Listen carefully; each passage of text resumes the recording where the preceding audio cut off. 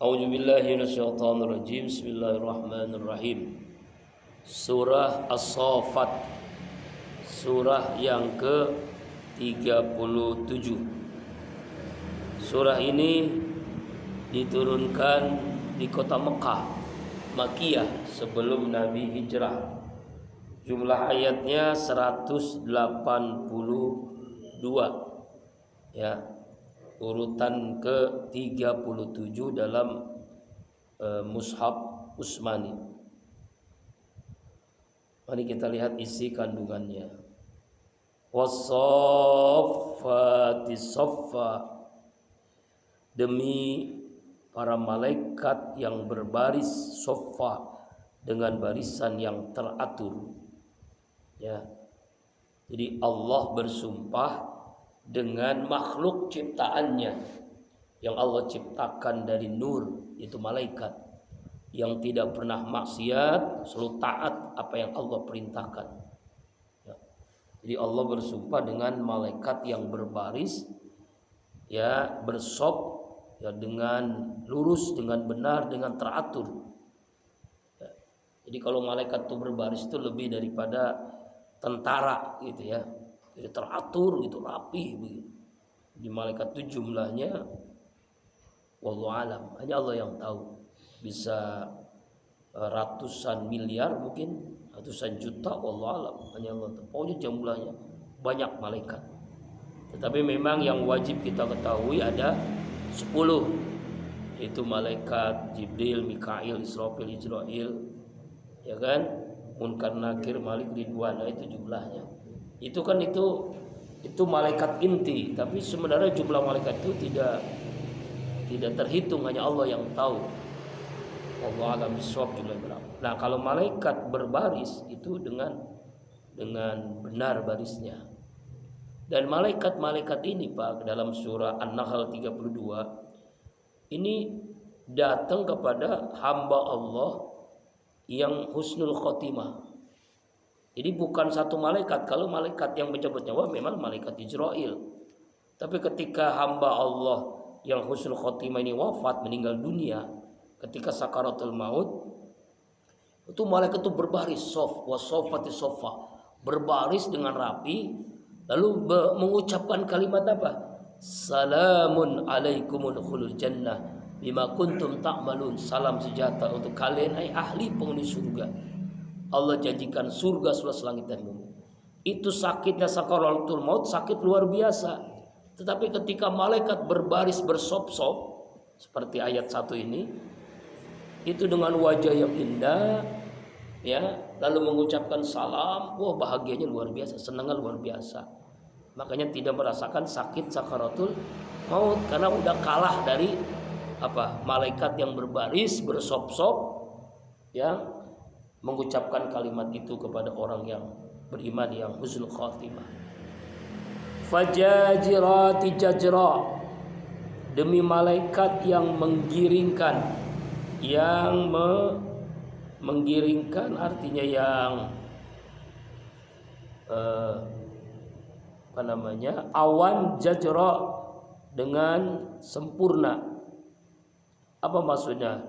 Fajjarati jajra ini artinya demi malaikat yang melarang manusia dengan kesungguhan. Jadi ada dua makna. Ada yang mengartikan yaitu malaikat yang menggiringkan awan sehingga turunnya hujan. Lalu ada juga yang menjelaskan az-zajirati jajra adalah malaikat yang mencegah, ya, melarang manusia, makhluk Allah yang taat agar jauh dari perbuatan maksiat, dan dia melakukannya jazra dengan kesungguhan. Jadi orang-orang yang beriman ini ditiupkan karena dia selalu berwudu menjadi ashabul malaikat. Jadi orang benar menjadi sahabat malaikat. Jadi istilahnya itu bisikan-bisikan kebaikan itu ada terus pada dirinya. Dia mau maksiat, cuma bisikan yang mungkin nggak kita sadari orang beriman tuh, ya kan? Jadi bisikannya inginnya taat. Itu namanya bisikan malaikat yang melarang manusia untuk maksiat. Fataliyati zikra, demi malaikat-malaikat yang membaca ya Al-Quran, membaca kitab-kitab, zikra sebagai peringatan, ya sebagai peringatan. Jadi malaikat ini ya sampai membaca kitab-kitab Allah, ya membaca peringatan-peringatan, zikra sebagai peringatan itu kita. Ketika Rasulullah SAW bersabda, apakah kalian tidak bersop-sop sebagaimana malaikat bersop-sop berbaris-baris di sisi Allah? Kami bertanya, ya Rasulullah, bagaimanakah para malaikat itu berbaris bersop-sop di sisi Allah? Rasulullah bersabda, yatimuna sufufal muqaddamata wa yatarasawna bis-safi. Mereka menyempurnakan sop-sop, barisan-barisan orang sholat itu sop itu kan, terdepan dari dahulu lalu merapatkan.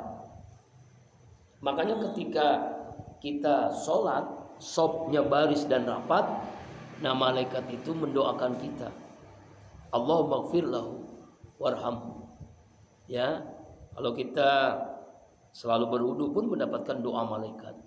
Nah seperti ini malaikat ini banyak banget di bersop-sop di majelis ilmu, di majelis zikir, ya sampai malaikat mengucapkan kalimat God ghafarallahu junubakum wa budilat sayiatikum hasanat. Berdirilah kalian, sungguh Allah telah mengampuni seluruh dosa-dosa kalian dan Allah mengganti sifat buruk kalian dengan sifat yang mulia. Ini ucapan malaikat ketika kita hadir di majelis pengajian seperti ini. Lalu nanti kita salaman tuh pulang, berdirilah, silakan berdiri. Sungguh Allah telah mengampuni seluruh dosa-dosa kalian. Jadi Allah ampuni dosa kita, Pak. Bukan hanya itu, Allah mengganti sifat buruk dengan sifat yang mulia.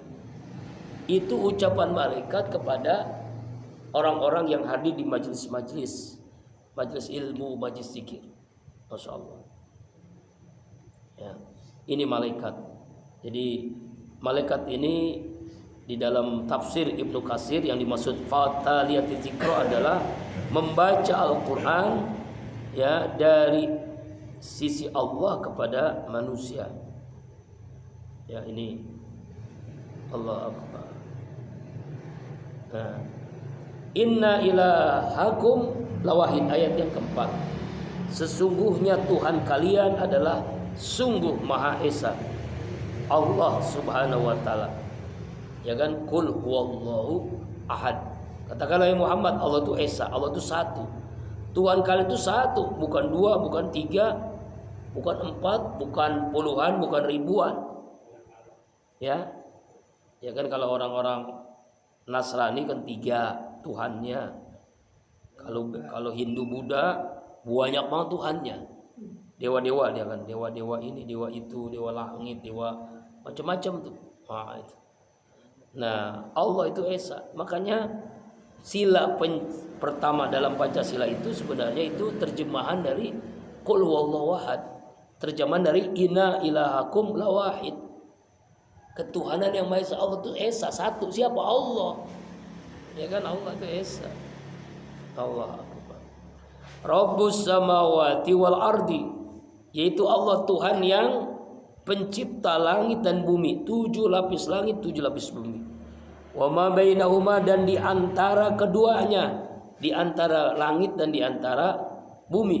Wa rabbul masyarik, dan dialah Tuhan tempatnya masyarik, terbitnya matahari, terbenamnya matahari.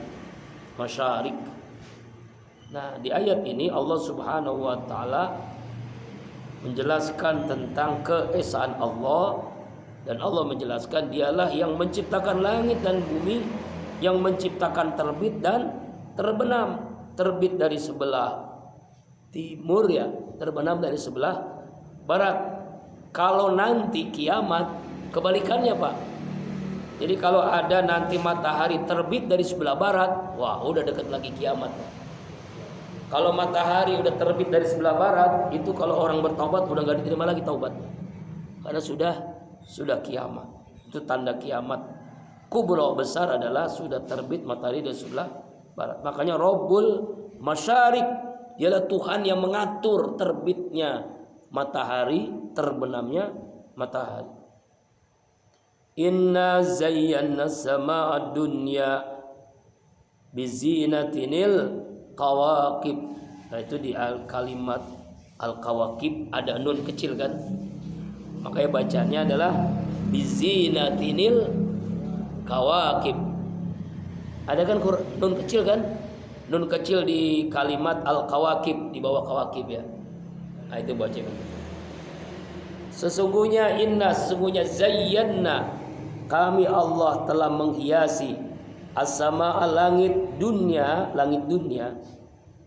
bizinatil qawaqib dengan hiasan bintang-bintang.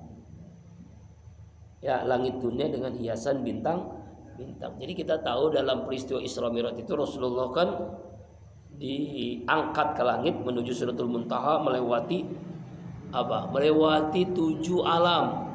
Alam lasut, alam malakut, alam lahut. Nah, alam malakut ini ada 7. Langit pertama, kedua, ketiga, keempat, kelima, keenam. Langit pertama itu disebut dengan sama dunia, langit dunia. Jadi kita itu langit dunia, dan Allah hiasi langit dunia, langit yang pertama itu dengan apa? Dengan bintang-bintang. Jadi kalau malam-malam itu kita melihat bintang-bintang, itu adalah apa? Perhiasan langit dunia. Jadi bagaimana kita menebus sampai langit kedua, ketiga, keempat, apalagi Sidratul Muntaha. Langit dunia aja kita nggak tahu di mana posisinya. Karena bintang itu hanya sekedar perhiasan. Jadi masih jauh daripada langit itu sendiri.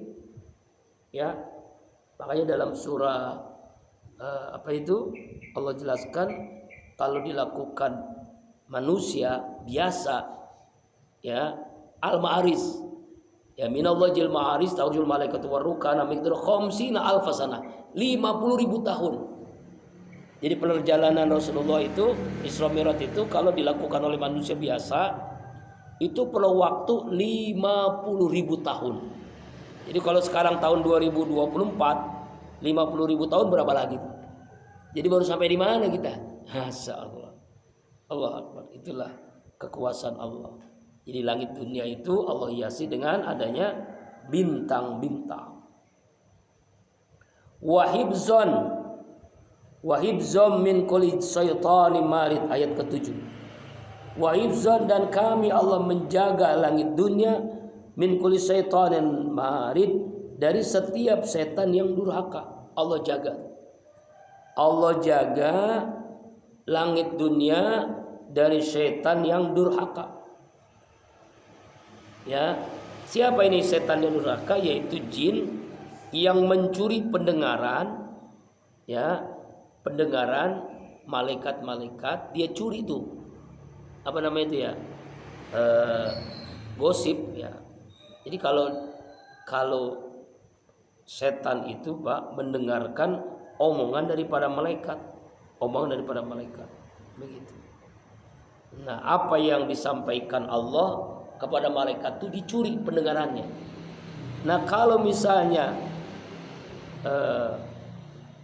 ketahuan, begitu istilahnya ya, ketahuan tanda kutip, pasti Allah Maha tahu kan. Itu setan itu kebakar Pak, jin itu kebakar. Ya, inilah yang menyebabkan ahli ramal, ahli nujum, ya kan, dukun-dukun tuh itu kan bersekutu dengan jin. Nah, jinnya ini Pak mendengar apa pembicaraan Allah dengan malaikat. Ya, pembicaraan Allah dengan malaikat. Jadi kenapa ada manusia yang kata bisa mindahin hujan gitu ya. Ya kan? Itu sebenarnya manusia yang bersekutu dengan jin. Yang jin itu yang memindahkan, bukan manusia, nggak mungkin dengan tangannya dipindahin. Bahkan dulu ada yang perempuan tuh dengan aneh-aneh aja ya. Allah Akbar. Bisa mindahin hujan katanya. Ya kan ya. Orang hajatan, orang acara konser, acara apa gitu supaya acara sukses, tidak hujan lebat, maka dia panggil pawang hujan. Sebenarnya pawang hujan itu enggak ada pada dalam syariat. Itu sebenarnya orang yang bersekutu dengan jin. Yang jin ini mendengar pembicaraan malaikat yang sedang bicara di langit dunia itu.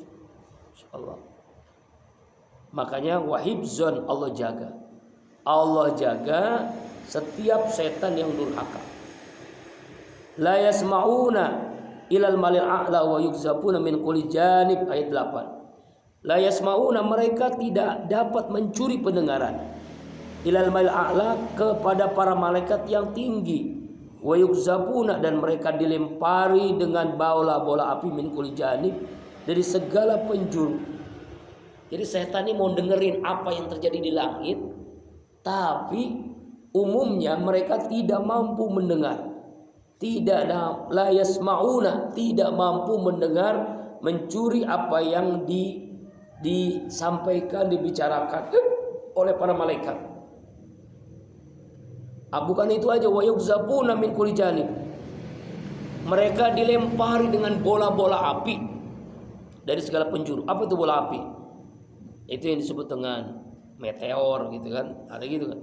Jadi meteor itu sebenarnya sedang mengusir setan-setan, setan-setan yang sedang mencuri pendengaran, pembicaraan malaikat yang ada di langit dunia.